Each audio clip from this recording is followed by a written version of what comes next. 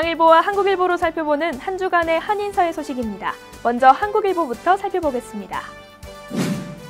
지난 4일 한민족 최대 명절인 설날을 기념해 퀸즈 플러싱 한복판에서 퍼레이드와 대잔치가 열렸습니다.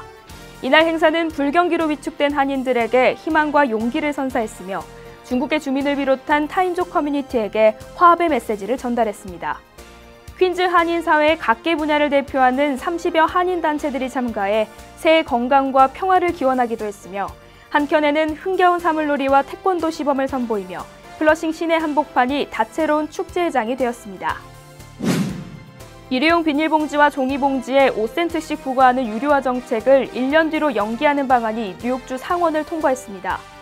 이에 따라 주 하원을 통과하면 앤드류 쿠오모 뉴욕주 지사의 서명 후 즉시 발효됩니다.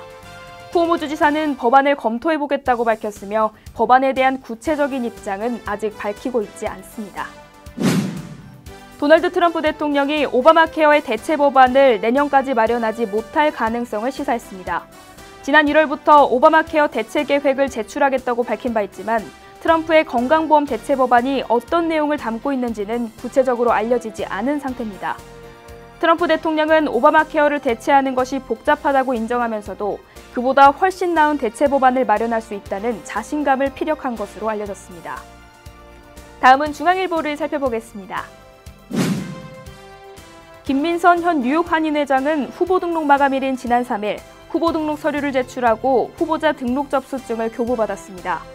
김 회장은 현재 진행 중인 한인회 간 소송 문제를 마무리하고 한인회의 내실을 기하기 위해 연임 도전을 결심했다며 한인 이민사 박물관 건립도 마치겠다고 말했습니다. 선관위는 선거일인 3월 5일 이전에 후보 공약 설명회를 개최하고 총회를 통해 김 회장의 연임 인준 표결 절차를 거친다는 계획입니다. 초강경 반이민 정책이 정부 출범 2주 만에 좌초위기를 맞으면서 미국 우선주의에도 타격이 예상됩니다. 워싱턴 서부지법의 제임스 로버트 판사는 트럼프 대통령의 반이민 행정명령 효력을 법원의 최종 결정이 나올 때까지 즉각적으로 잠정 중단하라고 판결했습니다.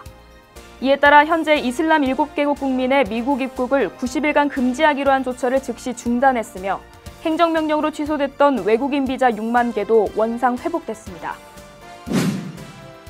연방정부로부터 뉴욕주 이민자를 보호하는 법안 패키지가 주 하원을 통과했습니다. 민주당 프란시스코 모야와 마르코스 크레스포 의원이 발의한 뉴욕주 자유법안에는 영장 없는 이민자의 추방 구치소 구금과 지역경찰이 이민 신분을 캐묻는 행위를 금지하는 내용이 담겨 있습니다. 또 연방정부 차원에서 인종과 피부색, 종교, 출신국, 성 정체성 등을 적시한 거주민 등록 제도를 추진할 경우 뉴욕주는 협조하지 않는다는 내용과 불체자도 신청할 수 있는 ID NYC 개인정보에 대한 접근을 엄격히 제한하는 조항, 그리고 즉각 추방을 면할 수 있는 법안도 포함되어 있습니다. 지금까지 신문으로 살펴본 한 주간의 한인사회 소식이었습니다.